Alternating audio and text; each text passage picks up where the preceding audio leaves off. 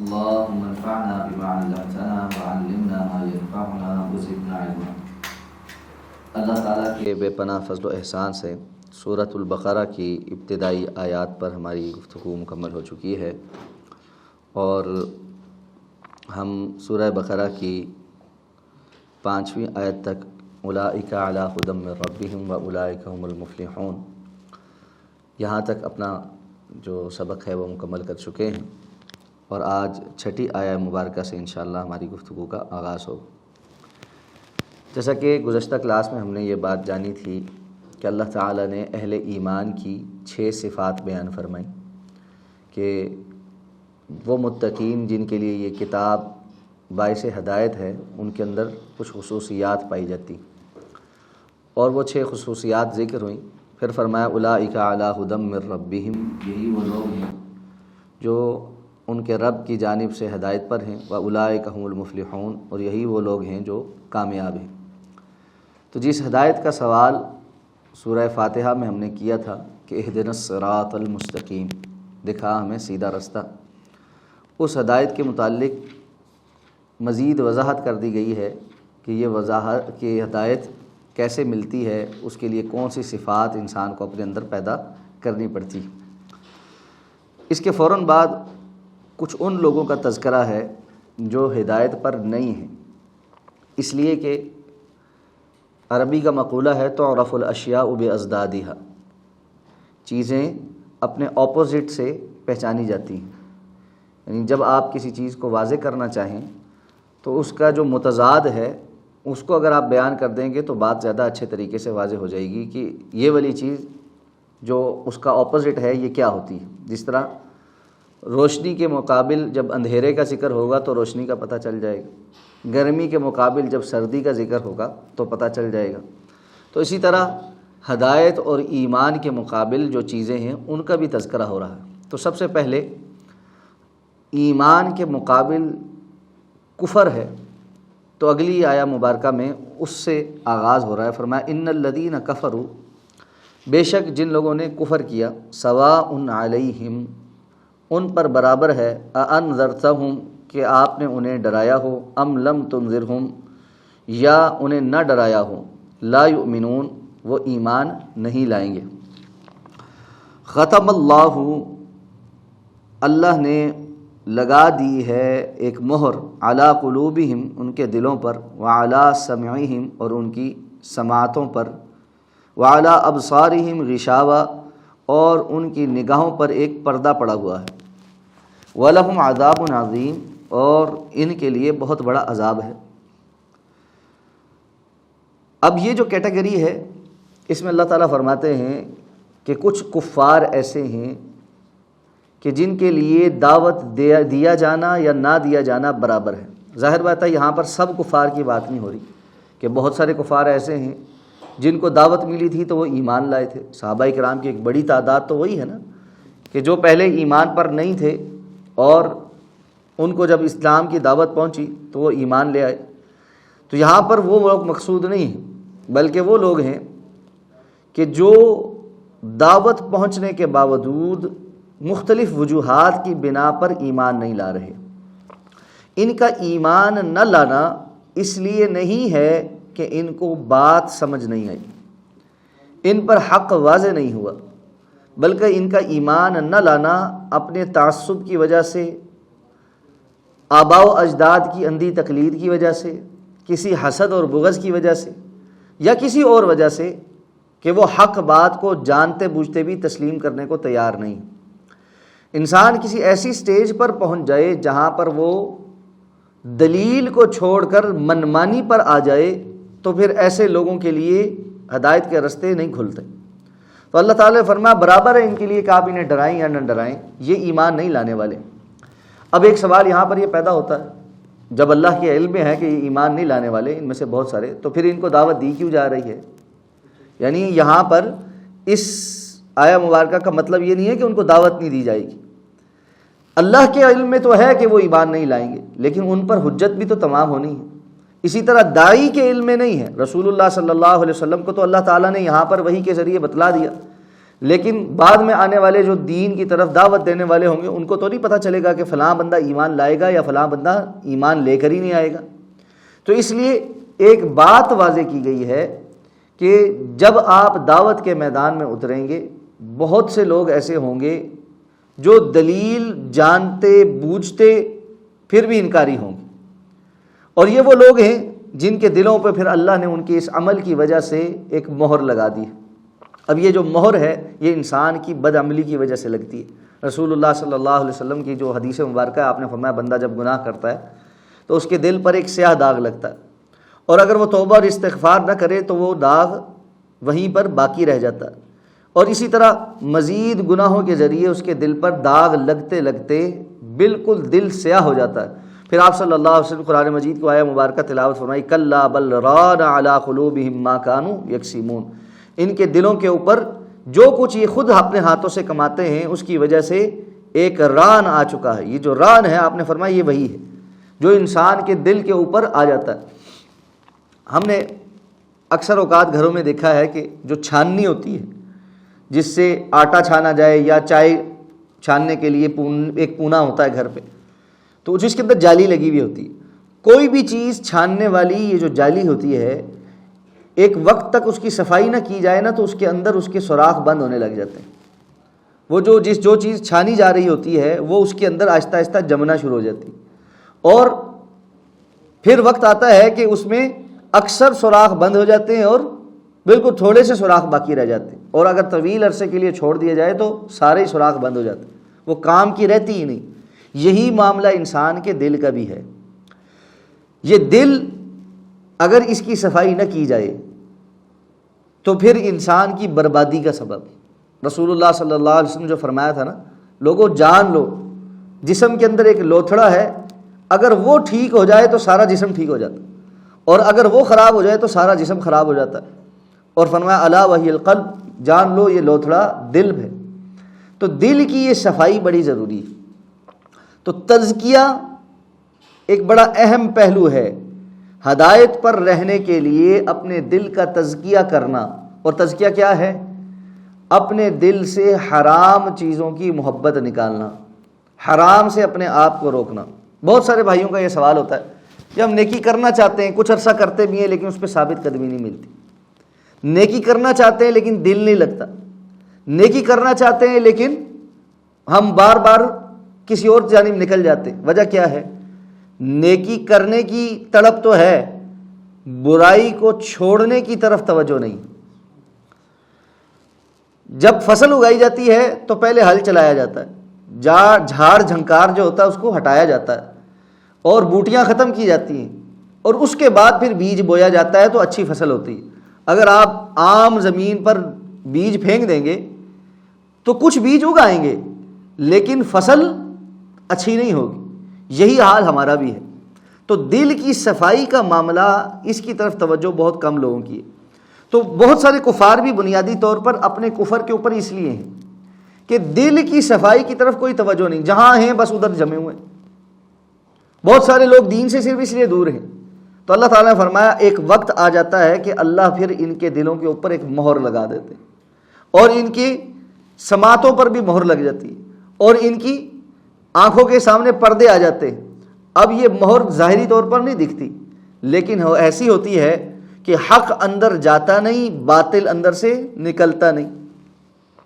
ناسور جس طرح کوئی چیز بن جاتی ہے نا کہ جس کو آپ صاف نہ کریں تو کوئی جسم میں کوئی پھوڑا نکل آئے اور اس کے اوپر بندہ کوئی ایسی ٹیپ چپکا دے کہ اس کا مواد وہ باہر نہ نکل سکے تو کیا ہوگا؟ آہستہ آہستہ وہ غلاظت اندر مزید پکتی رہے گی۔ باہر سے کوئی خیر کی چیز اندر نہیں پہنچ سکتی، اندر کی غلاظت باہر نہیں نکل سکتی، تو یہ لوگ ایمان کیسے لے کر آئیں گے؟ تو ہدایت کے منافی ایمان کے مد مقابل ایک ہے ایسا کفر جو کسی ضد عناد یا بڑوں کی تقلید کے اوپر ہو، جس پر دلیل انسان کے پاس کوئی نہیں لیکن اس نے کہا نا میں نے ماننا کچھ نہیں۔ اچھا، ایک اور گروہ ہے جس کی اگلی آیت میں اگلی بات شروع ہو گئی، وَمِنَ النَّاسِ، اور لوگوں میں سے کچھ ہیں، مَن یقول، جو کہتے ہیں آمنا باللہ، ہم اللہ پر ایمان لائے، وبالیوم الآخر، اور آخرت کے دن پر بھی ایمان لائے، وما ہم بمؤمنین، حالانکہ وہ ہرگز مومن نہیں، یخادعون اللہ، اللہ سے دھوکہ کرتے ہیں، والذین آمنوا اور ان لوگوں سے جو ایمان لائے ہیں، وما یخدعون الا انفسہم حالانکہ وہ اپنی جانوں کے علاوہ اپنے آپ کے علاوہ کسی کو دھوکہ نہیں دے رہے، وما یشعرون جبکہ وہ شعور نہیں رکھتے۔ فی قلوبہم مرض ان کے دلوں میں ایک بیماری ہے، فزادہم اللہ مرضا تو اللہ نے انہیں بیماری میں اور آگے بڑھا دیا ہے، وَلَهُمْ عَذَابٌ علیم اور ان کے لیے دردناک عذاب ہے، بما كانوا یکذبون اس وجہ سے کہ جو وہ تکذیب کرتے ہیں، جھٹلاتے ہیں یا جھوٹ بولتے ہیں۔ وَإِذَا قِيلَ لَهُمْ اور جب ان سے کہا جاتا ہے لا تفسدوا فی الارض تم زمین میں فساد مت ڈالو، قالوا تو کہتے ہیں انما نحن مصلحون ہم تو صرف اصلاح کرنے والے ہیں، الا خبردار سن لو انہم هم المفسدون یقیناً یہی تو فساد ڈالنے والے ہیں، ولکن لا یشعرون لیکن یہ سمجھتے نہیں۔ اذان ہو جائے۔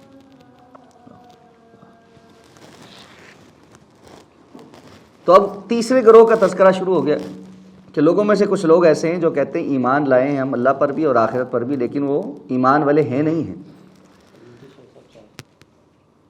چاہیے اللہ تعالیٰ فرماتے ہیں یہ اس دعوے کے اندر جھوٹے ہیں، اور ان کا یہ دعویٰ ہے اس لیے کہ یہ سمجھتے ہیں کہ ہم اللہ کو اور اہل ایمان کو دھوکہ دے دیں، جبکہ یہ صرف اپنے آپ کو دھوکہ دے رہے ہیں۔ اس دھوکے کے پیچھے ہے کیا؟ ان کے دلوں کے اندر بیماری ہے۔ یہ بیماری کون سی ہے؟ یہ نفاق کی بیماری ہے کہ ظاہر میں اسلام کو قبول کر لینا لیکن اندر سے اسلام کی مخالفت کرنا۔ اب یہاں سے تیسرے گروہ کا تذکرہ ہو رہا ہے جو منافقین کا گروہ۔ پہلے اہل ایمان کا تذکرہ ہوا جو ہدایت پر ہیں، پھر جو کھلم کھلا کافر ہیں، اور اب وہ جو منافق ہیں جو چھپے ہوئے کافر۔ ظاہری دشمن سے چھپا ہوا دشمن زیادہ خطرناک ہوتا ہے، اس لیے ان کے متعلق ذرا تفصیلی بات آ رہی ہے۔ تو اللہ تعالیٰ فرمایا پہلی بات تو یہ کہ یہ کہتے ہیں کہ ہم جو ہے ایمان لے کر آئے ہیں لیکن یہ ایمان لائے نہیں، ان کا ایمان جھوٹا ہے، ان کا ظاہری ایمان ہے اندر سے یہ مخالف ہے۔ رسول اللہ صلی اللہ علیہ وسلم جب مدینہ طیبہ تشریف لائے تو مختلف قسم کے گروہ وہاں پر موجود تھے، ان میں اوس اور خزرج کے لوگ اور اس کے ساتھ ساتھ یہود تھے جو وہاں کی بہت ساری تجارتی سرگرمیوں میں جو ہے وہ بڑی بالادست تھے، اور اس پر ہم تفصیل کے ساتھ شروع کی کلاس میں بات کر چکے ہیں کہ حالات کیا تھے اور کن حالات میں یہ صورت نازل ہو رہی۔ تو اوس اور خزرج کی ایک بڑی تعداد مسلمان ہو گئی تھی، لیکن انہی میں سے کچھ لوگ ابھی تک مسلمان نہیں ہوئے تھے۔ آہستہ آہستہ ان کے سامنے کچھ باتیں واضح ہو رہی تھی۔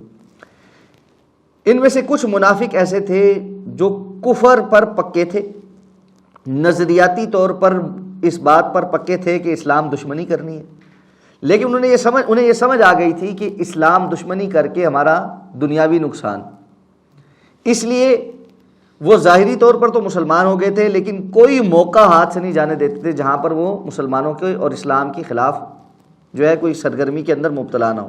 یہ عبداللہ بن ابی اور اس جیسے لوگوں کا کام تھا جو پکے ٹھکے کافر تھے لیکن اوپر سے مسلمان بنے ہوئے تھے۔ ایک اور گروہ بھی تھا جو گو مگو کی کیفیت کا تھا، شکار تھا، پتہ نہیں اسلام حق ہے یا نہیں حق، دیکھتے ہیں، چلتے ہیں، سوچتے ہیں، لیکن جب دیکھا کہ جی اسلام کے بغیر تو فائدے نہیں حاصل ہو رہے، مسلمانوں نے جب جہاد میں کامیابی حاصل کی تو مال غنیمت ہمیں نہیں ملے گا، تو اس لیے وہ مسلمان ہو گئے کہ جہاں فائدے والی بات ہوگی وہاں تو ہم لے لیں گے، جہاں کوئی نقصان والی بات ہوگی ہم پیچھے پیچھے رہیں گے۔ تو منافقوں کی ایک یہ ٹولہ تھا جو نظریاتی طور پر گو مگو کا شکار تھا، اسلام کے فوائد تو حاصل کرنا چاہتا تھا لیکن اس کے لیے جو قربانیاں دینی پڑتی ہیں وہ دینے کو تیار نہیں تھا۔ تو اللہ تعالیٰ نے فرمایا لوگوں میں سے بعض ایسے ہیں من یعبد اللہ علی حرف، جو ایک کنارے پہ کھڑا ہو کے نا اللہ کی عبادت کرتا ہے، اگر تو کوئی خیر مل رہی ہو تو آگے بڑھ کے فوراً جو ہے مسلمان بن کے اس خیر کو سمیٹنے کی کوشش کرتا ہے، لیکن اگر کسی آزمائش کا وقت آ جائے انقلب علی وجہہ، وہ فوراً اپنے چہرے کو پلٹ لیتا اور کہتا ہے جی میرا تو کوئی تعلق ہی نہیں۔ اور آج کے معاشرے میں بہت ساری لوگوں کی کیفیت ایسی ہی ہے جو گو مگو کی کیفیت میں لا الہ الا ولا الہ الا، نہ ادھر کے ہیں نہ ادھر کے ہیں، ان کو اسلام کی اور مسلمان معاشروں میں رہتے ہوئے مسلمان ہونے کی جو پریولیجز ہیں وہ بھی اچھے لگتے ہیں، لیکن اس کے ساتھ ساتھ مغربی دنیا کی جو آزادی ہے اور وہاں کی جو نفسانی خواہشات کا پورا کرنا ہے وہ بھی بڑا اچھا لگتا ہے. تو وہ یہاں پر بھی جو ہے نا میٹھا میٹھا ہپ ہپ کرنا چاہتے ہیں اور وہاں پر بھی میٹھا میٹھا ہپ ہپ کرنا چاہتے ہیں. اور ان کی پرسنالٹی جو ہے نا وہ ایک چوچو کا مربع ہے. نہ وہ مسلمان ہیں نہ وہ کافر ہیں. نہ ان کو یہ سمجھ آتا ہے کہ نظریاتی طور پر مسلمان ہونے کا کیا مطلب ہوتا ہے, اور نہ ان کو یہ سمجھ آتا ہے نظریاتی طور پہ کافر ہونے کا کیا مطلب ہوتا ہے.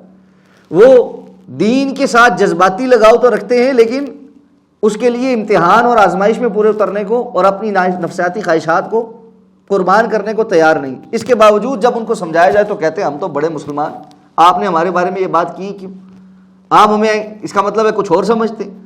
تو اللہ تعالیٰ فرماتے ہیں یخادعون اللہ والذین آمنوا, یہ سمجھتے ہیں اس طرح کے کام کر کے یہ اللہ اور اہل ایمان کو دھوکہ دے لیں گے. وما یخدعون الا انفسهم وما یشعرون, لیکن یہ اپنے آپ کو ہی دھوکہ دے رہے ہیں اور ان کو پتہ بھی نہیں کہ ہم اپنے آپ کو دھوکہ دے رہے ہیں. بسا اوقات انسان کسی چیز کو اپنے لیے بڑا صحیح سمجھ رہا ہو جبکہ ہوتا وہ کسی بھی کام کا نہیں. زین لہم الشیطان اعمالهم, اللہ فرماتے ہیں اللہ شیطان نے ان کے بعض کام ان کے لیے خوبصورت بنا دیے ہوتے. بندہ سمجھ رہا ہوتا ہے میں بڑا کام کا بنا ہوں, میں بڑا تیز ہوں, جی دیکھو ہر جگہ فٹ ہو جاتا ہوں, جیسا دیس ویسا بھیس ہے میرا, جس بھی محفل میں ہوتا ہوں وہاں ان جیسے لوگوں میں اپنے نمبر بنا لیتا ہوں. لبرلز میں ہوتا ہوں تو لبرل ہو جاتا ہوں, دینداروں میں ہوتا ہوں تو دیندار ہو جاتا ہوں, کسی جگہ ہپ ہاپ قسم کی محفل ہو تو وہاں پہ بھی اپنے کرشمے دکھا دیتا ہوں, کوئی دیندار جو ہے نا دین کی محفل ہو تو ٹوپی پہن کے تصویر وہاں پہ بھی پھیر لیتا ہوں. تو اس قسم کے لوگ آپ کو بہت سارے مل جائیں گے, لیکن اصل میں ان کو یہ نہیں سمجھ آ رہی ہوتی کہ یہ اپنا نقصان کر رہے ہیں. اللہ تعالیٰ فرماتے ہیں ان کے دلوں میں جو مرض ہے اللہ نے ان کو اس مرض کے اندر اور بڑھا دیا ہے, اس لیے کہ تاکہ کھل کر ان پر ساری بات واضح ہو جائے. اگر یہ اپنے پکے نفاق پر ہیں تو اور نفاق میں چلے جائیں, اور اگر ان کو وقت چاہیے تو وقت بھی مل جائے. تو فرمایا آخرت میں ان کے لیے دردناک عذاب ہی ہے, وجہ یہ کہ جو یہ خود جھوٹ بولتے رہے. اب جب سمجھانے والے ان کو سمجھاتے ہیں کہ فساد نہ کرو, یہ فساد ہے. اللہ کے دین کے ساتھ کھلواڑ کرنا, کفار کی مدد کرنا, مسلمانوں کے مقابل ان کے ساتھ ہمدردیاں رکھنا, اسلام کے مقابل کفر کو بہتر سمجھنا, یہ ساری بیماریاں ہیں. تو جب ان کو کہا جا سکتا ہے زمین میں فساد نہ کرو تو کہتے ہیں ہم تو اصلاح کرنے والے, ہمارا تو ایجنڈا ہی اصلاح کرنے کا ہے, ہمارا تو ایجنڈا یہ ہے کہ انسانیت کا جو ہے نا بڑا احترام ہو, ہمارا تو ایجنڈا یہ ہے کہ سارے لوگ ایک پیج پہ آ جائیں.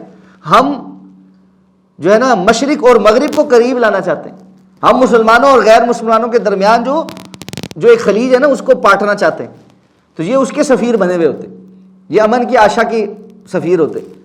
اور اگر آپ ان سے پوچھیں کہ اسلام کا تصور امن کیا ہے, آپ مسلمان ہیں, ظاہری طور پہ اپنے آپ کو کلمہ گو سمجھتے ہیں اور آپ سمجھتے ہیں کہ جی ہم نے مسلمان ہوتے ہوئے اقوام عالم کے ساتھ اپنا رابطہ بڑھانا ہے, تو بھائی اسلام کا جو تصور امن ہے وہ ہے کیا ہے؟ تو وہاں آپ کو وہ کورے نظر آئیں گے, وہاں علم بھی نہیں ہوگا. لیکن اس کے باوجود وہ کہیں گے کہ ہم اپنی مرضی کا ایک جو ہے نا فارمولہ رکھتے ہیں اس معاملے میں جس کے تحت ہم اصلاح کرنا چاہتے ہیں. اللہ فرماتے ہیں الا انہم هم المفسدون ولکن لا یشعرون, یہی اصل فسادی ہیں جو بغیر علم جانے اپنی مرضی کی اصلاح کرنا چاہتے ہیں, اصل میں یہی فساد برپا کرنے والے ہیں. اب ان سے جب کہا جاتا ہے وَإِذَا قِيلَ لَهُمْ آمِنُوا كَمَا آمَنَ النَّاسُ, جب انہیں کہا جاتا ہے کہ ایمان لاؤ جیسے دوسرے لوگ ایمان لائے ہیں, اور یہاں پر الناس سے مراد صحابہ کرام.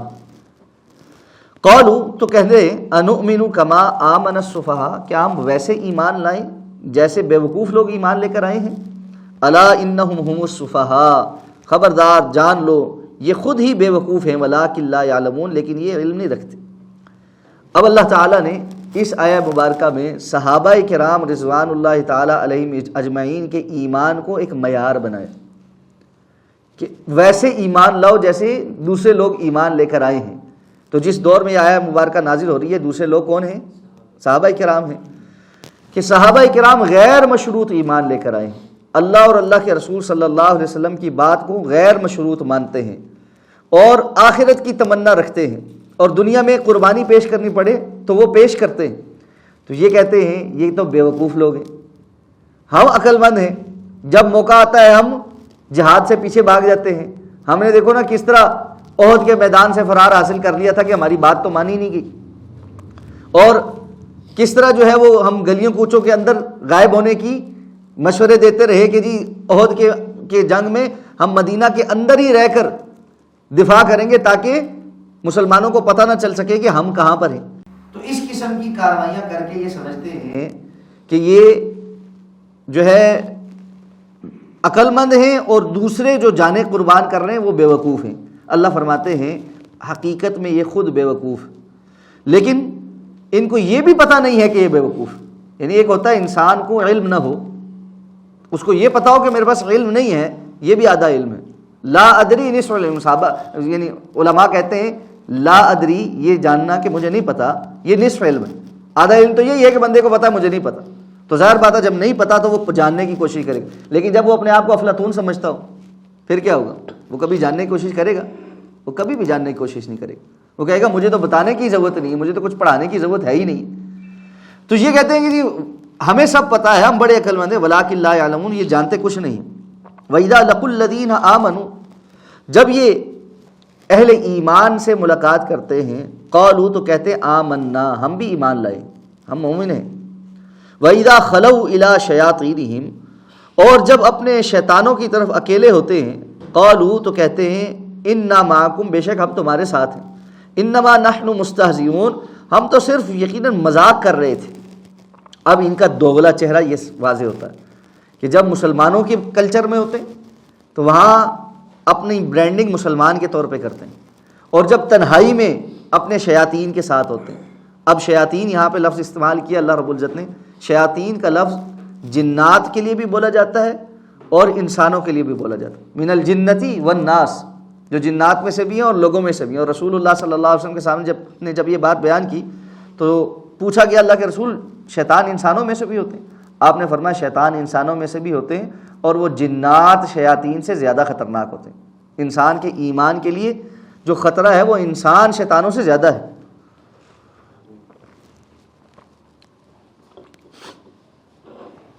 تو کہتے ہیں جب اپنے شیاطین کے پاس جاتے ہیں، جو بڑے بڑے لیڈرز ہیں کفر کے، جو پچھلی آیت میں جن کا تذکرہ ہو چکا کہ وہ ہیں جن کے دلوں پر مہر لگ چکی، جو اسلام کے مد مقابل کھڑے ہیں، جب ان کے پاس جاتے ہیں تو کہتے ہیں انا معکم انما نحن مستہزئون، ہم تو اصل میں تمہارے ساتھ ہیں، ان کے ساتھ تو ہم صرف مذاق کر رہے تھے، ان کے ساتھ تو ہمارا تمسخر چل رہا ہے، گیم چل رہی ہے۔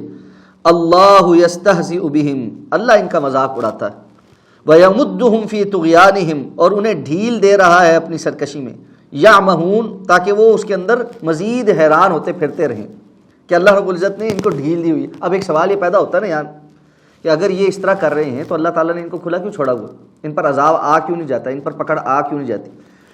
تو ہر جگہ اللہ رب العزت کا ایک قانون ہے جس کو قانون امحال اور تمدید کہتے ہیں، مہلت دینے کا قانون۔ اللہ تعالیٰ نے مہلت دے رکھی ہے کیونکہ دنیا ایک مہلت ہے۔ اللہ تعالیٰ نے اہل ایمان کو بھی مہلت دے رکھی ہے کہ وہ مزید عمل کر کے آئیں اور اللہ تعالیٰ سے زیادہ اجر حاصل کریں۔ کفار اور منافقین کو بھی مہلت دے رکھی ہے۔ کس بات کی مہلت ہے؟ یا تو وہ سمجھ کر ایمان قبول کر لیں، ایک مہلت ہے کہ شاید ایمان لے آئے، اور ایک مہلت ہے ٹھیک ہے پھر دشمنی کرنی ہے تو مزید کر لو۔ جس طرح بسا اوقات جو ہے نا کسی بھی ملک کی ایجنسیز جو ہوتی ہیں نا وہ کچھ لوگوں کو پوائنٹ آؤٹ کر چکی ہوتی ہے کہ یہ جو ہے دشمن ملک کا جاسوس ہے، لیکن اس کو تھوڑی چھٹی دے کے رکھتے ہیں، فوراً پکڑتے نہیں ہیں تاکہ وہ اپنا جو نیٹ ورک ہے نا اس کو بھی ایکسپوز کرے اور مزید جو اس نے کرنا ہے وہ کر لے تاکہ دشمن کی اس چال کو اچھے طریقے سے سمجھ کے اکٹھا ہی ہاتھ ڈالا جائے۔ تو اللہ تعالیٰ نے بھی ان کے لیے ایک مہلت رکھی ہوئی ہے تاکہ وہ اچھے طریقے سے اپنی اس سرکشی میں جو کچھ کرنا چاہتے ہیں وہ کر لیں، اور اللہ تعالیٰ کی جب پکڑ آئے تو ایک مرتبہ ہی آئے۔ اولئک الذین، یہ وہ لوگ ہیں اشتروا الضلالۃ بالہدی، جنہوں نے ہدایت کے بدلے گمراہی خرید لی ہے۔ اشتروا فما ربحت تجارتہم، تو ان کی تجارت نے نفع نہیں دیا، وما کانوا مہتدین، اور نہ وہ ہدایت پانے والے بنے۔ اب اللہ نے فرمایا کہ اصل بات یہ ہے انہوں نے ایک تجارت کر رکھی ہے، اور وہ تجارت یہ ہے کہ یہ اپنی نفسانی خواہشات کی وجہ سے دنیا کے تھوڑے سے عوض کی خاطر اپنا ایمان بیچ دیتے ہیں۔ یہ ایمان کا سودا کیا ہوا ہے۔ رسول اللہ صلی اللہ علیہ وسلم نے فرمایا تھا نا بادروا بالاعمال، نیک اعمال کرنے میں جلدی کرنا.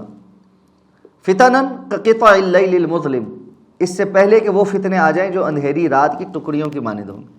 یصبح الرجل مؤمنا ویمسی کافرا، جس میں بندہ صبح کو مومن ہوگا اور شام کفر میں کرے گا. یمسی مؤمنا ویصبح کافرا، شام کو ایمان کی حالت میں رہنے والا صبح ہونے سے پہلے کافر ہو چکا ہوں. یبیع دینہ بعرض من الدنیا، کیوں؟ وہ اپنے دین کو دنیا کی تھوڑے سے عوض کی خاطر بیچ دے گا. آج بڑی دنیا ہے، دنیا کی تھوڑی سی عوض کی خاطر دین بیچ رہی ہے نہیں بیچ رہی؟ دنیا کی تھوڑی سی عوض کی خاطر دین بیچنے کی ایک تازہ مثال بڑی جو ہے نا وہ ہمارے سامنے، یہ جو حرام قسم کی اپلیکیشنز ہیں نا، ان پہ اپنی ویڈیوز اور اپنی چیزیں اپلوڈ کر کے پیسے کمانے والے بھی، جو تھوڑے تھوڑے جو ہے نا لائکس اور شیئرز کے لیے اور ویوز کے لیے اور اس پر ملنے والے پیسوں کے لیے ہر حد سے آگے جانے کو تیار. کوئی ہے تو وہ آپ کو نظر آئے گا کہ جی ہندوؤں کا کوئی تہوار منا رہا ہے، کوئی عیسائیوں کا تہوار منا رہا ہے، کوئی کرسمس کے کیک کاٹ رہا ہے، کوئی سکھوں کے ساتھ گھوم پھر رہا ہے، کوئی فلاں کر رہا ہے، اور اس کے علاوہ فحاشی اور عریانی کے جو کام ہیں وہ علیحدہ ہی ہیں. تو کیا ہے کہ ہمارے لائکس اور شیئر ہو جائیں، بس ہمیں کچھ پیسہ مل جائے، کچھ ہمارے پاس آ جائے. تو دنیا کی خاطر اپنے دین کو پس پشت ڈال کر دنیا کمانا، یہ قرب قیامت کے فتنوں میں سے ایک فتنہ. تو منافقین کی حالت یہ اللہ نے فرمایا انہوں نے اپنے ایمان کا سودا کر کے ایک تجارت کی ہے. فما ربحت تجارتہم، ان کی یہ تجارت نفع دینے والی تجارت نہیں ہے. اور یہ بات یاد رکھ لیں، جب حدیث مبارکہ میں اللہ کے رسول نے فرمایا نا یبیع دینہ بعرض من الدنیا، وہ دنیا کے تھوڑے سے قیمت کے بدلے اپنا دین بیچ دیتا ہے، تو محدثین کرام نے لکھا ہے اگر کسی شخص کو ایمان کے مقابل ساری دنیا اور اس کے اندر موجود تمام خزانے بھی دے دیے جائیں، اس حدیث کے مطابق وہ پھر بھی چھوٹی سی قیمت. اور کیوں نہ ہو، جس بندے نے، حالانکہ کسی کو بھی دنیا اور اس کے تمام خزانے نہیں ملتے، لیکن اگر مل بھی جائیں تو اس نے چھوڑا کیا ہے؟ اس نے چھوڑا کیا ہے؟ نہ ختم ہونے والی جنت کی زندگی، جس میں سب سے ادنا جنتی کو جو جہنم سے نکل کر جنت میں جائے گا، دنیا اور اس جیسی 10 دنیاؤں جتنی جگہ اور آسائشیں ملیں گی جو ہمیشہ رہنے والی. تو اس نے اگر ساری دنیا بھی لی ہو تو بھی تھوڑی ہے، اور جس ساری دنیا کو اس نے ہمیشہ نہیں استعمال کرنا، اس نے چھوڑ کے یہاں جانا، تو اس کے مقابل جو اس نے چیز حاصل کی ہے فما ربحت تجارتہم، ان کی تجارت نے ان کو کوئی نفع نہیں دیا. وما کانوا مہتدین، اور اب یہ ہدایت پانے والے نہیں ہیں. اب ان کی ایک مثال بیان کی اللہ تعالیٰ. جی جو آپ نے بتایا کہ شام میں ہوتے ہیں صبح، آپ نے وہ پراپرٹی کی ایگزامپل بھی دی کہ بیچ دیتے ہیں اپنا، اس کی سے کچھ آپ مثالیں آج کل کے دے سکتے ہیں تاکہ ہم اپنے آپ کو بچائیں گے. دیکھیں، ایک تو یہ ہے کہ ایسے اعمال کا کرنا جن کی وجہ سے بندہ صبح کو مومن ہے تو شام کو کافر ہو چکا ہوا ہے، یعنی صراحتاً کفر اور شرک کے ایسے کاموں میں سے کسی کا ارتکاب کر لے صرف دنیا کی دکھاوے کے لیے یا دنیا کے کسی فائدے کے لیے، کہ جس کی وجہ سے وہ کفر میں چلا جائے، شرک کر دے، اسلام کی کسی شعار کا انکار کر دے.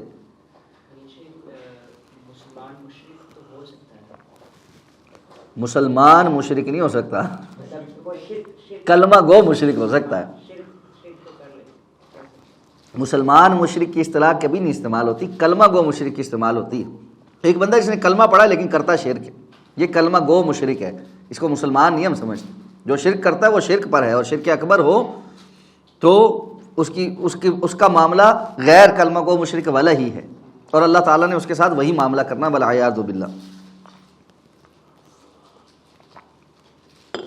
مثلہم، ان کی مثال، کمثل الذی، اس شخص کی مثال کیسی ہے، استوقد نارا، جس نے ایک آگ خوب بھڑکائی، فلما اضاءت، تو جب اس نے روشن کر دیا، ما حولہ، ارد گرد کی چیزوں کو، ذہب اللہ بنورہم، تو اللہ نے ان کے نور کو لے گیا، وترکہم فی ظلمات، اور انہیں کئی طرح کے اندھیروں میں چھوڑ دیا، لا یبصرون، اب وہ دیکھتے نہیں ہیں، سمن، بہرے ہیں، بکمن، گونگے ہیں، عمیٌ اندھے ہیں، فہم لا یرجعون پس وہ نہیں لوٹتے۔ تو پہلی مثال یہ ہے کہ ایک بندے نے آگ جلائی اور اس آگ کا الاؤ جب روشن ہوا تو اس نے اپنے ارد گرد کو روشن کیا اور اچانک سے وہ آگ بجھا دی گئی۔ تو جو لائٹ جانے کا فوری اندھیرا ہوتا ہے نا، جس میں کچھ بھی نظر نہیں آتا، ان لوگوں کی مثال ایسی ہے۔ اب یہ مثال کیا ہے کہ اللہ کے رسول صلی اللہ علیہ وسلم تشریف لائے اور آپ صلی اللہ علیہ وسلم نے ان کے سامنے ایمان کی شمع جلائی، اسلامی ریاست کی بنیاد رکھی، اس کی جو روشنی تھی وہ پھیلی اور ان تک بھی پہنچی اور انہوں نے اس سے استفادہ کیا، ارد گرد کا ماحول روشن ہو گیا، لیکن اچانک سے انہوں نے اپنے کفر کے اوپر پختگی اختیار کر لی۔ تو اب ان کے سامنے سے وہ نور ایک دم سے بجھا دیا گیا۔ اب یہ اندھیرے کے اندر ٹامک ٹوئیاں مار رہے ہیں، اندھیرے کے اندر ایسے ان کو محسوس ہو رہا ہے کہ ہم دیکھ رہے ہیں جبکہ ان کو دکھتا کچھ نہیں ہے، نظر کچھ نہیں آ رہا، اور ان کی حالت اس شخص کی سی ہو گئی ہے جو بہرا بھی ہے، گونگا بھی ہے اور اندھا بھی ہے۔ اب انسان کی یہ تینوں کیفیتیں ہونا تو اس کے لیے کچھ بھی سیکھنا ممکن نہیں رہتا۔ یہ ایک بندہ اگر بہرا ہے لیکن اس کی سماعت ٹھیک ہے تو وہ اشاروں کی زبان سیکھ لیتا ہے۔ بندہ بولنا جانتا ہے اور اس کی آنکھیں نہیں ہیں، سنتا ہے، بولتا ہے تو وہ بہت کچھ کر لیتا ہے اور ہمارے سامنے بول لو گے۔ لیکن ایسا شخص جو بہرا بھی ہو، گونگا بھی ہو اور اندھا بھی ہو، اس کے پاس سوائے ٹٹولنے کے اور کچھ باقی کوئی حص باقی نہیں ہوتی کہ جس سے وہ کچھ سیکھ سکے، اور بہت کم لوگ ہوتے ہیں جو اس حص سے فائدہ اٹھا کر کچھ سیکھ پاتے ہیں، زیادہ تر ٹامک ٹوئیاں ہی مارتے رہتے ہیں۔ تو نتیجہ ان کا ایسا ہی ہے کہ یہ ہر طرح سے اپنے آپ کو جہالت میں رکھ کر ہر جانب سے اپنے لیے رستے بند کر چکے ہیں، اور ان کے لیے اب ہدایت حاصل کرنا بہت مشکل ہو چکا۔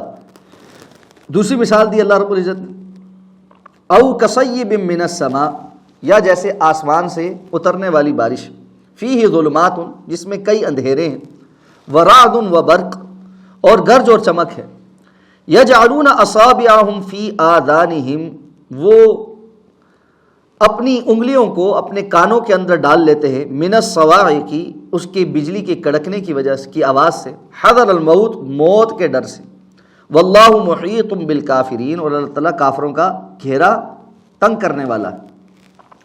یکاد البرق یخطف ابصارہم، بجلی قریب ہے کہ ان کی نگاہوں کو اچک کر لے جائے، کلما اضاء لہم، جب کبھی بھی وہ ان کے لیے روشنی کرتی ہے، مشوا فیہ، وہ اس میں چل پڑتے ہیں، وَإِذَا أَظْلَمَ عَلَيْهِمْ قَامُوا، اور جب ان پر اندھیرا کر دیتی ہے تو کھڑے ہو جاتے ہیں، وَلَوْ شَاءَ اللَّهُ، اور اگر چاہے اللہ، لَذَهَبَ بِسَمْعِهِمْ وَأَبْصَارِهِمْ، تو اللہ ان کی سماعتیں اور نگاہیں لے جائے، ان اللہ علی کل شیء قدیر، یقیناً اللہ تعالیٰ ہر چیز پر پوری طرح قادر ہے۔ اب یہ منافقین کی دو گروہ ہو گئے۔ پہلے والا گروہ وہ ہے جو کفر اور عناد کے اوپر پکا ہے، یعنی عبداللہ بن ابی اور اس جیسے لوگ، کہ جن کو جو اب اندھے گونگے بہرے ہیں اور کسی قسم کی روشنی ان کو کوئی فائدہ نہیں دے گی۔ اس کے مقابل اب دوسرا گروہ ہے منافقین کا۔ یہ وہ کون لوگ ہیں؟ ان کی مثال وہ ہے کہ جیسے کوئی بندہ برستی بارش کے اندر کسی جگہ چل رہا ہو۔ بارش کا ایک فائدہ ہوتا ہے کہ جی ہر چیز کو پانی ملتا ہے، سارا کچھ ہوتا ہے۔ اس طرح اسلام کی مثال آسمان سے اترنے والی اس بارش کی سی ہے، لیکن اس کے ساتھ ساتھ اس اسلام کی بارش میں بجلیوں کا کڑکنا بھی ہے اور جو ہے اس کی آواز کی سختی بھی ہے۔ تو اس اسلام کے اندر آزمائشیں بھی ہیں، امتحان بھی ہیں۔ تو یہ جب اسلام کی آزمائشوں اور امتحانوں کو دیکھتے ہیں تو ایسے کانوں میں انگلیاں ڈال کے جان بچانے کے لیے موت سے ڈرتے ہوئے کوشش کرتے ہیں کہ بس جان بچ جائے، شہید نہ ہونا پڑ جائے، کوئی جو ہے نا تکلیف نہ برداشت کرنی پڑ جائے، کوئی قربانی نہ دینی پڑ جائے۔ قریب ہے کہ جو اسلام کی سختیاں ہیں وہ ان کی پوری بصارت کو لے جائیں، یعنی ان کے اندر سے پورا ان کا کفر کھل کر سامنے آ جائے۔ لیکن ہوتا کیا ہے، جب سختی آتی ہے اس کے ساتھ کچھ نرمی بھی آتی ہے، کچھ فائدہ بھی ہوتا ہے۔ جیسے جہاد ہوتا ہے تو ساتھ میں مال غنیمت بھی آ جاتا ہے۔ تو کلما اضاء لہم مشوا فیہ، جب روشنی آتی ہے تو یہ اس میں چل پڑتے ہیں، یعنی جب آسانی کا معاملہ آتا ہے، کہیں مال غنیمت آتا ہے، کوئی آسان حکم آتا ہے، تو وہاں تو یہ کھڑے ہو جاتے ہیں کہ جی ہم بھی مسلمان ہیں، ہم بھی مومن ہیں۔ وَإِذَا أَظْلَمَ عَلَيْهِمْ، اور جب دوبارہ سے کوئی سختی آتی ہے قاموا، یہ پھر کھڑے ہو جاتے ہیں۔ اب ان کی اس روش میں اللہ نے پھر مہلت دی ہے۔ اللہ فرماتے ہیں وَلَوْ شَاءَ اللَّهُ لَذَهَبَ بِسَمْعِهِمْ وَأَبْصَارِهِمْ، اگر اللہ تعالیٰ چاہتے تو پہلے گروہ کی مانند ان کے لیے بھی ہر چیز کفر میں چلی جاتی، لیکن اللہ تعالیٰ نے مہلت دی ہوئی ہے۔ ان اللہ علی کل شیء قدیر، اللہ ہر چیز پر قدرت رکھنے والے ہیں۔ یہ اللہ کا فیصلہ ہے کہ اللہ نے کب کون سا فیصلہ نافذ کرنا ہے۔ اللہ سے پوچھنے والا تو کوئی نہیں، سوال ہی پیدا ہوتا ہے پھر کیوں اللہ نے مہلت دی ہے۔ بہت سارے لوگ یہ سوال کرتے رہتے کیوں کیوں کیوں، اللہ کے فیصلوں پر کیوں کا سوال نہیں ہوتا۔ قرآن مجید میں جا بجا آپ کو اللہ رب العزت کے فیصلوں کے بعد یہ لفظ ملے گا ان اللہ علی کل شیء قدیر، اللہ تعالیٰ ہر چیز پر قدرت رکھنے والا ہے۔ کیوں کہ اللہ کے فیصلوں پر پھر کیوں کا سوال نہیں ہوتا، مالک کے فیصلوں پر کیوں نہیں ہوتی، اس کی حکمتیں وہ بہتر جانتا ہوتا۔ فرمایا یا ایھا الناس، اے لوگو، اعبدوا ربکم، اپنے رب کی عبادت کرو، الذی خلقکم، جس نے تمہیں پیدا کیا ہے، والذین من قبلکم، اور ان لوگوں کو بھی جو تم سے پہلے تھے، لعلکم تتقون، تاکہ تم تقوی والے ہو جاؤ، تم بچ جاؤ۔ اب یہاں سے اللہ رب العزت کی طرف سے مطالبات یا دین کا جو مقصد ہے وہ سامنے رکھا جا رہا ہے۔ سب سے پہلے اس کتاب کے بغیر کسی شک اور شبے کے ہونے کا بیانیہ، پھر یہ متقین کے لیے ہدایت ہے، ان کی صفات، اس کے مقابل میں کفار کی کچھ صفات، پھر منافقین کا رویہ اور ان کی صفات اور ان کی مثالیں۔ اب یہ ساری پکچر کلیئر کرنے کے بعد اللہ تعالیٰ نے اہل اسلام کو، اہل ایمان کو جو دین عطا فرمایا ہے، اس دین کے کچھ تقاضے بیان ہو رہے ہیں۔ ٹھیک ہے، تو ہر وہ شخص جو دین پر ہے، جو سمجھتا ہے میں دین پر ہوں، مجھے دین کے مطابق چلنا ہے، اس کو سمجھنا چاہیے کہ اللہ رب العزت کا اس سے کچھ مطالبہ ہے۔ وہ مطالبہ کیا ہے؟ اعبدوا ربکم، تم اپنے رب کی عبادت کرو۔ کیوں کرو؟ کہ اس نے تمہیں بھی پیدا کیا اور تم سے پہلے لوگوں کو بھی پیدا کیا ہے۔ اللہ رب العزت نے قرآن مجید میں جا بجا اپنی اس صفت کا تذکرہ فرمایا، افمن یخلق کمن لا یخلق افلا تذکرون، کیا جو پیدا کرنے والا ہے اور جو پیدا کرنے کی صلاحیت نہیں رکھتا، یہ دونوں آپس میں برابر ہو سکتے ہیں؟ کیا تم نصیحت نہیں پکڑتے؟ جس کا یہ کمال ہے کہ اس نے اپنی مخلوق پیدا کی ہے، جس کی پروڈکٹ ہے، ظاہر بات ہے وہی اس پروڈکٹ کا استحقاق بھی رکھتا ہے۔ آج ہم دنیا میں بڑے اچھے طریقے سے جاتے ہیں کہ پیٹنٹس ہوتے ہیں، جو بھی کوئی چیز بناتا ہے، ایجاد کرتا ہے، وہ اپنی وہ چیز رجسٹر کراتا ہے اور چاہتا ہے کہ اس کی رائلٹی، اس کی ساری چیزیں اس کے مطابق اس کو ملیں، پلس اس کا کنٹرول رہے اس کے اوپر، اور پھر وہ ساتھ میں مینول بھی دیتا ہے کہ اس پروڈکٹ کو استعمال کیسے کیا جائے گا، اور یہ پروڈکٹ کیا کام کر سکتی ہے اور کیا نہیں کی جا سکتی، اس کی وارنٹی گارنٹی کیا ہے، یہ سب ہم جانتے ہیں۔ انسان اللہ رب العزت کی پروڈکٹ ہے، اللہ رب العزت کی مخلوق ہے، اللہ تعالیٰ نے اس کو عدم سے وجود میں لایا ہے، پھر اس کل کائنات کو اللہ تعالیٰ نے عدم سے وجود میں لایا ہے۔ اس کائنات کے ہر چیز کا اللہ رب العزت نے ایک وظیفہ مقرر کیا، ایک کام مقرر کیا، اور وہ اپنا وہ کام سر انجام دے رہی۔ اللہ تعالیٰ نے کام سر انجام دینے کے حوالے سے انسان اور جنات صرف دو ہی مخلوقات ہیں جنہیں اختیار دیا ہے، کام بتایا ہے لیکن کرے یا نہ کرے اس کا اختیار دے دیا، ہر چیز کا اختیار نہیں دیا۔ مثلا ہمیں ہمارے رنگ، نسل، ہماری زندگی کب ہوگی، کب ختم ہوگی، خاندان قبیلہ کیا ہوگا، اس کا اختیار نہیں دیا گیا، تو اس کے متعلق سوال بھی نہیں۔ جہاں اختیار دیا ہے اتنا ہی سوال ہے، اور اختیار کہاں دیا ہے؟ حق اور باطل کے درمیان فرق سمجھا کر جہاں اختیار دیا اسی کے متعلق پوچھنا ہے کہ کیا کر کے آئے۔ تو یہاں اب اس کا تقاضا ہو رہا ہے کہ جب اللہ نے تمہیں پیدا کر کے اس دنیا میں بھیج کر تمہارے سامنے حق اور باطل کو واضح کیا ہے، اپنے رب ہونے کی دلیل تمہارے سامنے رکھی ہے کہ اس نے تمہیں پیدا کر کے اس دنیا میں بھیجا ہے، تو اب اس نے بھیجنے کا کوئی مقصد بھی بیان کرنا ہے، اس دنیا میں کرنا کیا ہے۔ ایسا تو نہیں بس آ گئے ہو، کھاؤ پیو، جانوروں کی سی زندگی گزارو اور چلے جاؤ۔ اشرف المخلوقات بنے ہو، اللہ نے عقل اور شعور عطا فرمایا ہے۔ یہ شعور اور عقل کسی بات کے متقاضی ہے نا، کہ اضافی صفت جو ملی ہے تو اس اضافی صفت کا کوئی فائدہ ہونا چاہیے۔ اب جو لوگ یہ سمجھتے ہیں کہ ایسا کچھ نہیں، اس کا مطلب یہ ہے کہ وہ یہ سمجھتے ہیں کہ دنیا اور اس کا سارا معاملہ ایک بیکار کی چیز، اس کا کوئی رزلٹ نہیں۔ تو ہر عقل مند انسان دنیا میں کسی بھی ایسی ایکٹیویٹی میں انوالو ہونے سے بچتا ہے جس کا رزلٹ کوئی نہ ہو. بیکار کی بات ہے. ہم آج کہتے ہیں جی یار ٹیسٹ کرکٹ بیکار ہے, یہ 5 دن کھیل کھیل کے بے وقوف, کوئی رزلٹ ہی نہیں نکلا. وہ ہٹلر نے مار دیے تھے نا اسی لیے. یہ کیا بات ہوئی؟ تو بھائی دنیا میں ہر عقل مند ذی شعور انسان چاہتا ہے کہ جو ایکٹیویٹی وہ کر رہا ہے اس کا کوئی نہ کوئی فائدہ تو نکلے نا. اب وہ سمجھتا ہے کہ اللہ تعالیٰ ہی نعوذ باللہ صرف اس دنیا کو بیکار پیدا کرنے والے, کہ اس کا کوئی اینڈ رزلٹ نہیں, بس لوگ آتے ہیں, پیدا ہوتے ہیں, کھاتے پیتے ہیں, ریپروڈیوس کرتے ہیں, اور ایک وقت آتا ہے مر جاتے ہیں, اور اس کے علاوہ کچھ بھی نہیں. اللہ تعالیٰ فرماتے ہیں ایسا نہیں, ہم نے تمہیں اس دنیا میں بھیجا ہے تو تمہارے ذمہ کچھ کام لگائے. ان میں سے پہلا کام اعبدوا ربکم, اپنے رب کی عبادت کرو. عبادت ایک بڑا کمپریہنسو ورڈ ہے. عبادت کا ایک تصور ہمارے ہاں عام طور پر سمجھا جاتا ہے, وہ یہ ہے کہ نماز, روزہ, حج, زکوٰۃ, تسبیح پڑھنا یہ عبادت. یعنی اسلام کے جو کچھ مخصوص شعائر ہیں, یا جس کو ہم انگریزی میں ریچولز کہہ سکتے ہیں, ان کو اختیار کر لینا عبادت ہے. جبکہ عبادت صرف یہ نہیں. عبادت زندگی کے ہر لمحے میں اللہ رب العزت کے بتائے ہوئے طریقے کے مطابق اس کام کو کرنے کا نام. اسلام دستور حیات ہے, کوڈ آف لائف ہے. اس نے انسان کی, مسلمان کی زندگی کا کوئی لمحہ نہیں چھوڑا جس کے متعلق اس کو رہنمائی نہ کی ہو. اور یہ سارے لمحات اللہ رب العزت کے بتائے ہوئے دستور کے مطابق گزارنے کا نام عبادت ہے. دیکھیں, میں پاکستان میں رہتا ہوں, پاکستان کا شہری ہوں, ٹھیک ہے. تو یہاں پر رہتے ہوئے میں کہوں جی قانون کی یہ والی شک تو میں مانتا ہوں, یہ والی شک میں نہیں مانتا, یہ قانون ٹھیک ہے, یہ قانون ٹھیک نہیں ہے, تو ریاست آپ کو کہے گی کہ آپ کو یہ اختیار دیا کس نے ہے؟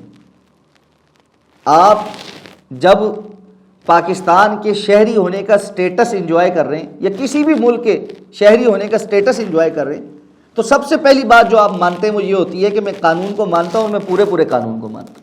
آدھے قانون کو میں مانتا ہوں, یہ کوئی بھی نہیں کرتا. اسی لیے اہل کتاب کو اللہ رب العزت نے قرآن مجید میں مخاطب کرتے ہوئے یہ بات فرمائی ہے, افتؤمنون ببعض الکتاب وتکفرون ببعض. یہ تمہاری کیا روش ہے کہ کتاب کی بعض چیزوں پر تو تم ایمان رکھتے ہو اور بعض کا انکار کرتے ہو. تو یہ مرضی کا جو عبادت کا کانسیپٹ ہے نا, یہ اس سے باہر نکل آنا ہے. سب سے پہلی بات اللہ نے جو سمجھائی ہے, اعبدوا ربکم, اپنے رب کی عبادت کرو. رسول اللہ صلی اللہ علیہ وسلم فرمایا اتق المحارم تکن اعبد الناس. تم اللہ کی حرام کردہ چیزوں سے بچنا شروع کر دو, سب سے بڑے عبادت گزار بن جاؤ. حرام چیزوں سے بندہ بچنا شروع کر دے تو پیچھے بچے گا کیا؟ حلال ہی بچے گا نا. تو یہی بندہ تو یہی تو سوال ہے, یہی تو چاہیے. اس لیے حرام چیزوں کو فوکس کر کے اپنی زندگی سے باہر نکالنا یہ ایمان کی علامت ہے. ہاں اس میں کمی کوتاہی رہ جائے گی, اس میں غلطی پھر ہو جائے گی, لیکن نظریاتی طور پر اس بات کو اپنے اندر پختہ کرنا کہ حرام حرام ہے اور میں نے حرام کی طرف نہیں جانا.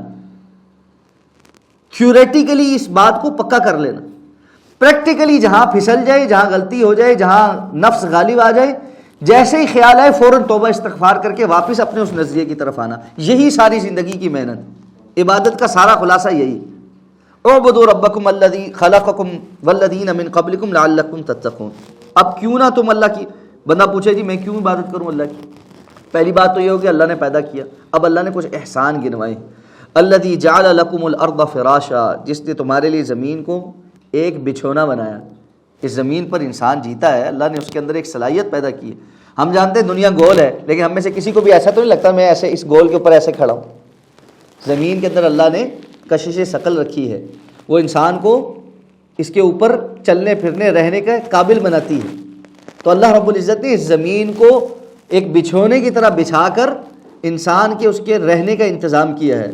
والسماء بناء, اور آسمان کو ایک چھت بنایا. وانزل من السماء ماء, اور آسمان سے کچھ پانی اتارا. فاخرج به من الثمرات رزقا لكم, پھر اس کے ساتھ کئی طرح کے پھل تمہارے رزق کے طور پہ, روزی کے طور پہ پیدا کیے ہیں. فلا تجعلوا للہ اندادا, پس اللہ کے لیے کسی قسم کے شریک نہ بناؤ. وانتم تعلمون, جبکہ تم جانتے ہو. تو اب فرمایا کہ اللہ تعالیٰ کی بے شمار نعمتیں ہیں جو اللہ نے تمہارے اوپر کی ہوئی ہیں، بڑی بڑی یہ نعمتیں گنوا دیں کہ اس پوری دنیا کا ایک نظام اللہ نے بنایا ہے، اس کا ایک ایکو سسٹم ہے، اس ایکو سسٹم کی جتنی باریکی کے اندر انسان جاتا رہے حیران ہوتا رہتا ہے کہ اللہ رب العزت نے کیسے اس ایکو سسٹم کا ایک ایک چیز کو آپس میں مربوط کیا ہے۔ تو اس ایکو سسٹم میں رہتے ہوئے جب جب بندہ ان نشانیوں کو دیکھتا، پڑھتا، سیکھتا ہے تو بڑا کچھ انسان کے اوپر کھلتا ہے۔ جب کبھی موقع ملے نا تو کوشش کیا کریں کہ کچھ فلکیات کی، کچھ ایسٹرونومی کی کچھ چیزیں، کچھ سائنٹیفک فیکٹس، کچھ زمین کی کچھ جو حقائق ہیں، کچھ سمندروں کے اوپر جو تحقیق ہوئی ہے، اور بڑا افسوس کا مقام یہ ہے کہ مسلمانوں نے یہ کام کم کیا ہے اور غیر مسلموں نے زیادہ کیا ہے، لیکن بہرحال وہ چیزیں موجود ہیں، ان کو پڑھا کریں۔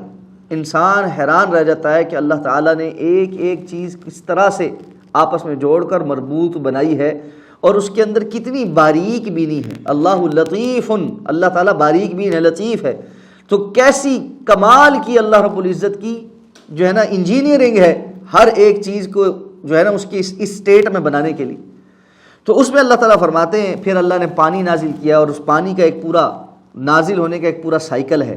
دو لفظوں میں اللہ نے یہ بیان کر دیا، لیکن آج ہم جانتے ہیں کہ کس طرح سمندروں سے بخارات اٹھتے ہیں، پھر ہواؤں کے دوش پر اوپر جاتے ہیں، پھر وہاں پر جا کر بادلوں کی صورت میں جو ہے وہ دوبارہ پانی کی صورت اختیار کرتے ہیں، اور پھر یہ لاکھوں ٹن پانی بغیر کسی خرچے کے ایک جگہ سے دوسری جگہ پر کیسے ٹریول کر دیتا ہے ہوا کے دوش پر، اور پھر جہاں جا کر بارش ہوتی ہے وہاں پانی انڈیلا نہیں جاتا۔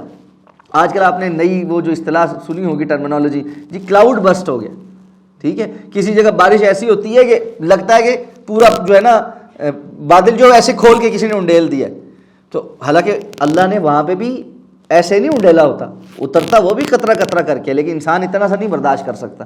اگر واقعتاً بادل سے اترنے والا پانی ایسے کر کے انڈیل دیا جائے تو زمین کا کیا بنے؟ اللہ تعالیٰ قطرہ قطرہ کر کے اس کھارے پانی کو ہواؤں میں اڑا کر میٹھا کر کے بادلوں کی دوش پر ایک جگہ سے دوسری جگہ پہنچا کر وہاں سے بارش قطرہ قطرہ کر کے انسانوں پر اتار کر زمین کو رہنے کے قابل بناتے ہیں۔ اتنا انعام اور اکرام کرنے والی ذات، اس کا ایک مطالبہ ہے لا تجعلوا للہ اندادا، اللہ کے ساتھ کسی اور کو شریک نہ ٹھہراؤ۔ ایمان تو لائے ہو، اچھا عبادت کر لیتے ہیں ٹھیک ہے، لیکن اللہ بھی ہے اور فلاں بھی ہے۔ یہ مشرکین مکہ کی غلطی تھی، وہ اللہ پر تو ایمان رکھتے تھے۔ وَلَئِن سَأَلْتَهُم مَّن خَلَقَ السَّمَاوَاتِ وَالْأَرْضَ لَيَقُولُنَّ اللَّهُ، آپ ان سے سوال کریں گے کہ آسمان و زمین کو پیدا کرنے والا کون ہے، تو وہ کہیں گے ضرور بضرور اللہ ہی ہے۔ لیکن ساتھ کیا کہتے تھے؟ وہ کہتے تھے ہم جن دیوی دیوتاؤں کی، جن بتوں کی پوجا کرتے ہیں، یہ لات منات عزا ہبل، یہ کوئی، ہم یہ نہیں کہتے کہ اللہ ہیں، ما نعبدہم الا لیقربونا الی اللہ زلفی، ہم ان کی عبادت صرف اس لیے کرتے ہیں کہ ہماری ان تک ہے اور ان کی اللہ تک، یہ ہمیں اللہ کے قریب لے جاتے ہیں۔ اللہ نے ان کو کچھ اختیارات دیے ہوئے ہیں، کوئی بارش برسانے والا ہے، کوئی بیٹے دینے والا ہے، کوئی بگڑیاں سنوارنے والا ہے، کوئی روزی دینے والا ہے۔ اللہ تعالیٰ فرماتے ہیں ما انزل اللہ بہا من سلطان، قرآن آپ پڑھیں گے جا بجا اس بات کا انکار ملے گا کہ تمہاری یہ جو سوچ ہے یہ گمراہی کی سوچ ہے، اللہ نے اس پر کوئی دلیل نازل نہیں کی کہ اللہ نے اپنے یہ اختیارات کسی اور کو دے دیے۔ اللہ رب العزت نے یہ اختیار کسی کو نہیں دی، اللہ کا اختیار۔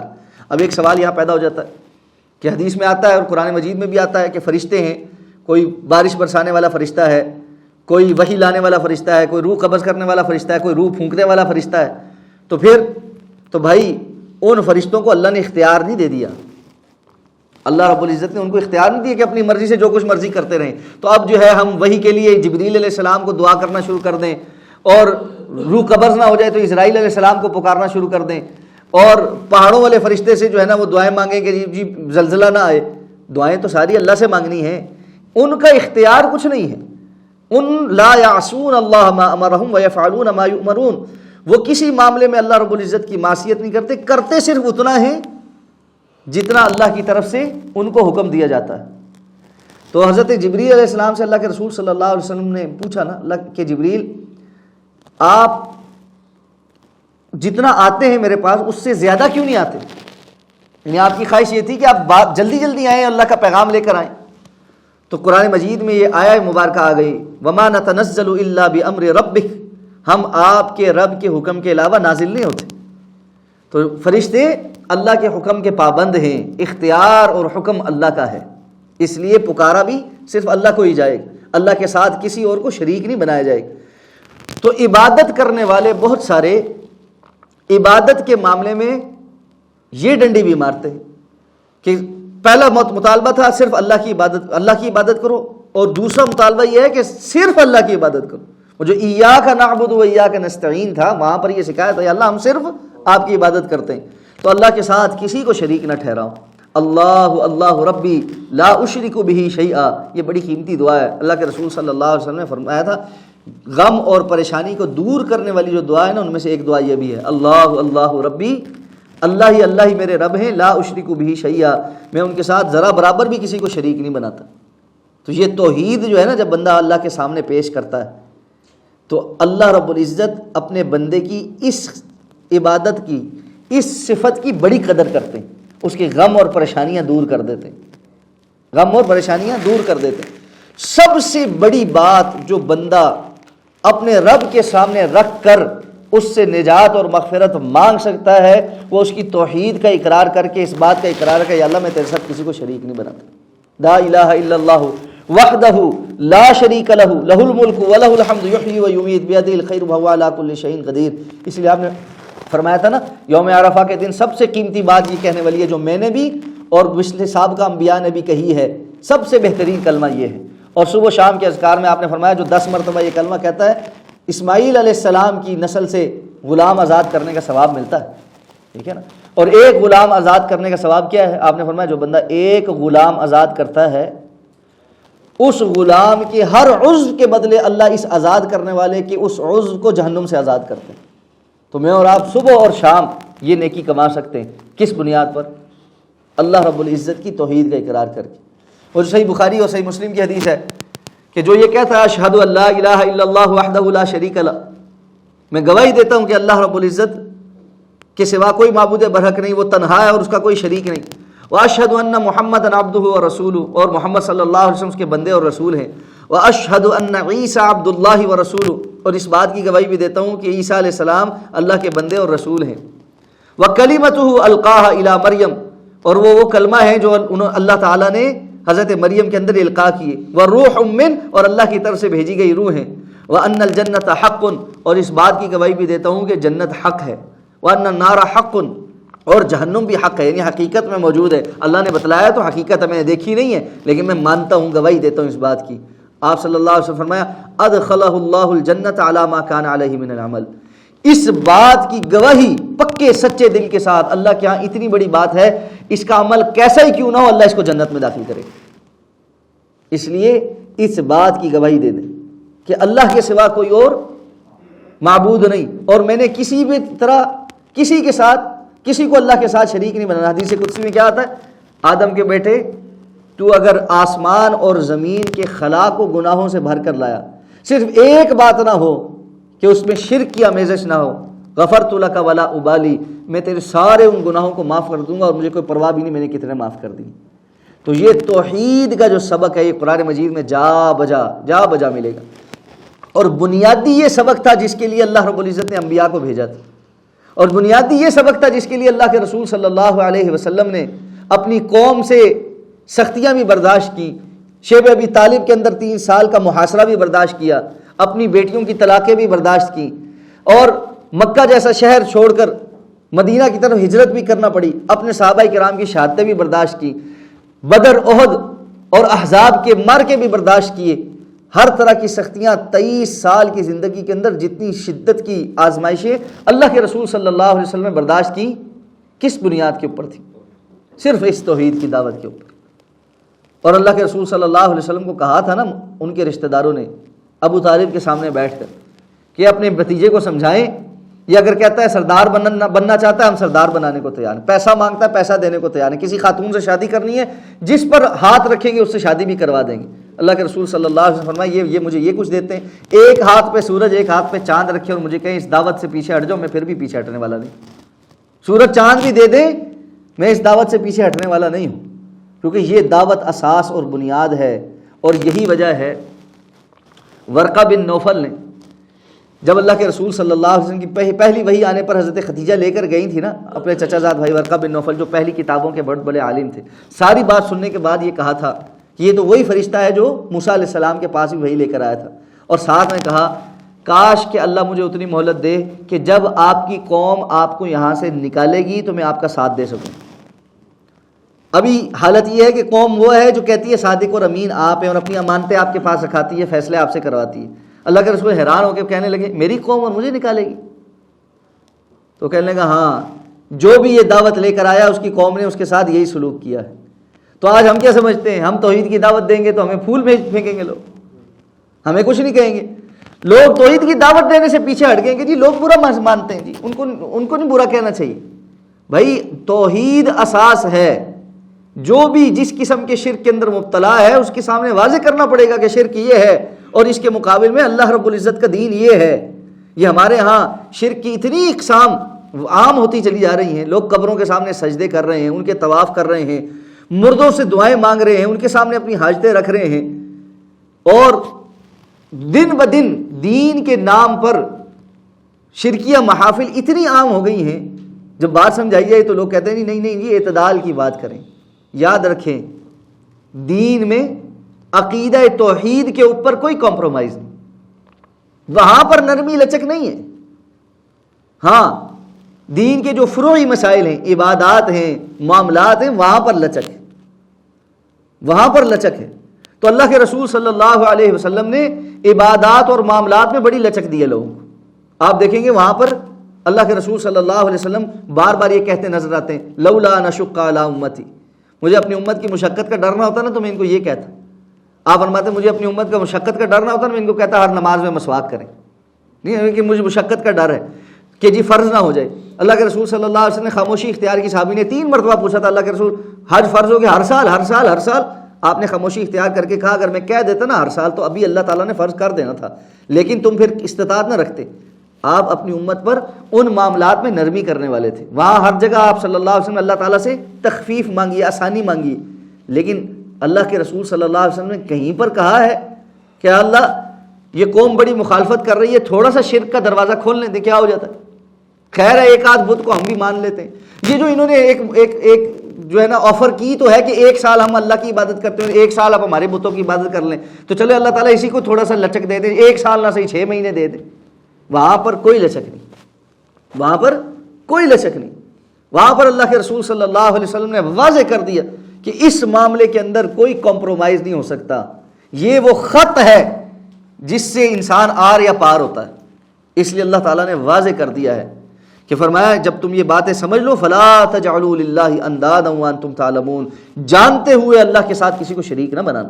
ہاں کبھی انسان غلطی میں کوئی کام کر جاتا ہے، جہالت میں کر جاتا ہے، بے وقوفی میں کر جاتا ہے، کبھی لفظ منہ سے کوئی ایسا نکل جاتا ہے اس کو پتہ نہیں ہوتا کہ یہ شرکیہ لفظ ہے لیکن وہ نکل جاتا ہے، وہ پھر اس کی جہالت کے اوپر منحصر ہے کہ اس نے کس انداز میں کہہ دیا، اور جیسے ہی اس کی وہ جہالت دور ہو کوئی علم دے دے تو اس کو اس پر توبہ اور استغفار کرنا چاہیے، لیکن جانتے بوجھتے اللہ کے ساتھ شرک کر دینا۔ اللہ کے رسول صلی اللہ علیہ وسلم فرمایا تمہیں کاٹ دیا جائے کٹ جانا، جلا دیا جائے جل جانا، لیکن اللہ کے ساتھ کسی کو شریک نہ بنانا۔ اور وہ جو حدیث میں آتا ہے اللہ کے رسول صلی اللہ علیہ وسلم نے فرمایا 2 بندے ایک جگہ سے گزر رہے تھے تو وہاں پر ایک آستانہ تھا اسی طرح کسی بت کا، اور لوگ اس کے مجاور بن کے بیٹھے ہوئے تھے، وہ کسی کو آگے جانے نہیں دیتے تھے۔ تو انہوں نے کہا بھئی یہاں پہ کوئی چڑھاوا چڑھاؤ اس کے نام کا، بت کے نام کا، تو تمہیں آگے جانے دیں گے ورنہ نہیں جانے دیں گے۔ انہوں نے کہا ہمارے پاس کچھ ہے ہی نہیں، مسافر ہیں۔ تو انہوں نے دیکھا کچھ بھی ان کے پاس نہیں نکلا، تو کہنے لگے اچھا ایسا کرو ایک مکھی پکڑ کے مار کے اس کے اوپر چڑھا دو، کوئی یعنی علامتی طور پر کچھ چڑھاوا تو چڑھاؤ گے تو جاؤ گے۔ ان میں سے ایک نے مکھی ماری پکڑ کے چڑھا دی، اور دوسرے نے کہا میں یہ شرک بھی نہیں کر سکتا، مکھی بھی غیر اللہ کے نام پہ مار کے اس کو نہیں چڑھاؤں گا۔ انہوں نے ظالموں نے اس کو پکڑا اور قتل کر دیا، شہید کر دی۔ اللہ کے رسول صلی اللہ علیہ وسلم فرمایا یہ شہید ہونے والا جنت میں گیا اور وہ مکھی چڑھانے والا جہنم میں گیا۔ تو مکھی کے برابر بھی غیر اللہ کے لیے کوئی قربانی چڑھاوا نہیں دیا جا سکتا، یہاں تو پتہ نہیں کیا کچھ ہو رہا ہے۔ اس لیے اللہ رب العزت کی اس توحید کا پیغام سمجھ کر اس پر پکے ہو جانا، یہ ایک بنیادی تعلیم ہے جو جا بجا آپ کو قرآن مجید کے اندر نظر آئے گی۔ اب قرآن مجید کی حقانیت کے حوالے سے اگلی آیات میں بات شروع ہو رہی ہے، انشاءاللہ اگلی کلاس میں اس پر گفتگو کریں گے۔ سبحانک اللہم و بحمدک نشہد ان لا الہ الا انت نستغفرک و نتوب الیک۔